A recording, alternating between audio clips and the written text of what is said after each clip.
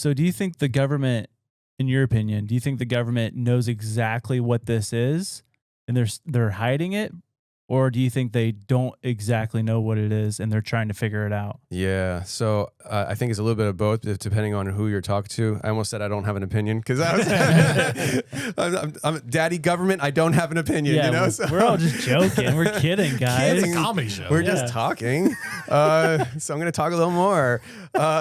So I have an interview coming next Tuesday with Congressman Eric Burleson. Oh, sick. And I had an opportunity to meet him. I was asked to do a culture war show with Tim Pool, and Eric was there. And I was like, oh boy, I was like, I don't know if I'm the right guy for this job, because he's disclosure guy, and I'm, hey, things are really crazy guy, and I'm crazy too, apparently. So yeah. But he and I had a great conversation on the way back to the airport, and we exchanged info, and it took a few months. We finally got him on, and leading up to the interview, I was thinking, man, like how do I do this? Like, do I do this like journalistically, which is totally not me, or do I just go and just talk and see where it goes? And that's what I did. And we went there. He started off with the JFK stuff, and I was like, I don't want to talk about JFK. And so we all know who did it. Yeah.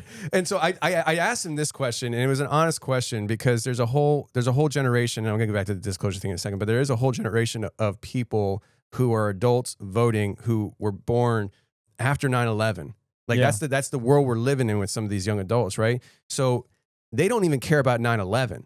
And so I asked them, I said, why should a whole world of people who weren't even alive when this happened care that our own government killed our president, when we all know our own government killed our president before you even tell us, Yeah. And he had a really good response for that, but I kind of steered into the disclosure stuff.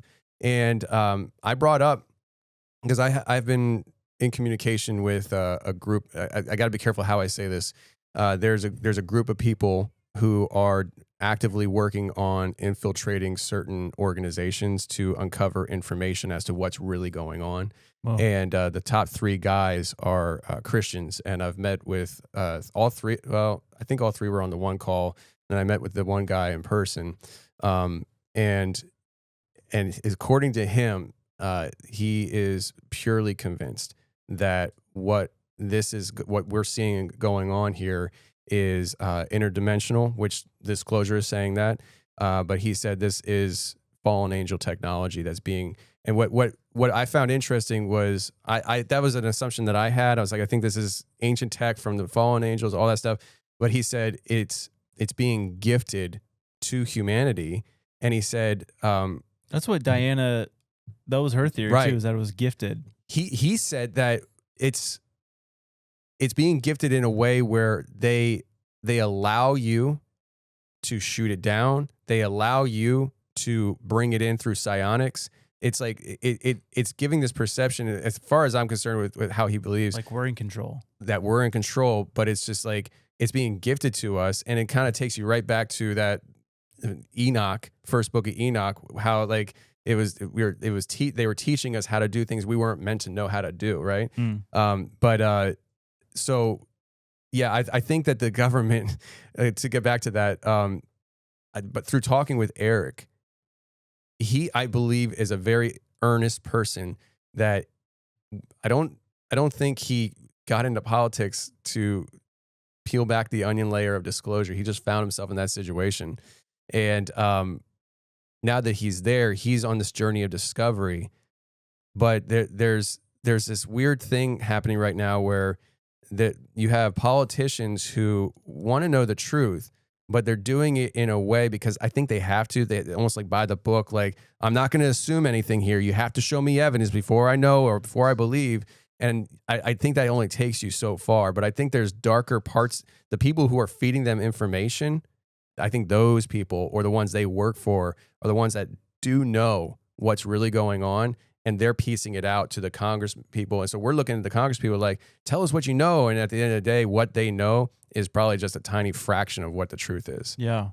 So Well, that's scary. It's also a crazy reality that congressmen are basically just one blip ahead of podcasters. Right? Yeah. Exactly. That's how I Way felt. funny. I was like, this is crazy. I was driving a truck, man. Like I shouldn't be in these shoes. you That's know? so funny.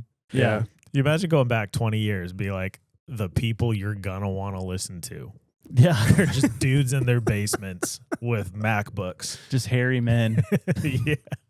I had a question. I forget what I was going to ask. I think It had to do with the.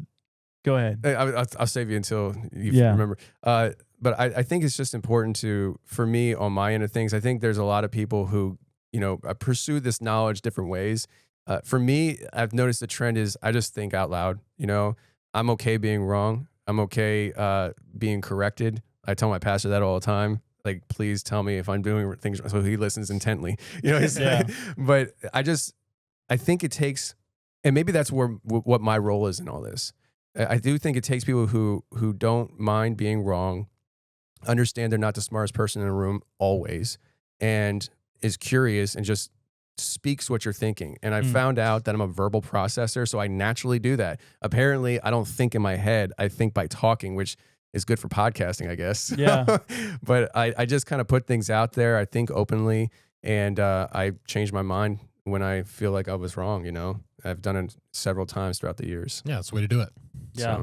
So in regards to the government, deep state, whatever you want to call them, knowing what they're doing, who they're messing with, what do you think? It's just your opinion, because it's all of us have our own opinions. But like, what do you think is the end goal of what they're trying to do? I don't know if the end goal of what they're trying to do is actually whatever they think the end goal is actually what the motive and end goal is. I think that these people are human beings being used by dark entities. Yeah. And I think at the end of the day, I'm a very basic person, guys. I'm Romans 10:9. Like that's the foundation of my life. And so at the end of it, as somebody who is very aware of the war that's going on around me spiritually, I think it's all pointing back to taking humanity away from their gaze on Christ. Yeah. And so I think that there's a lot of different tactics to doing that.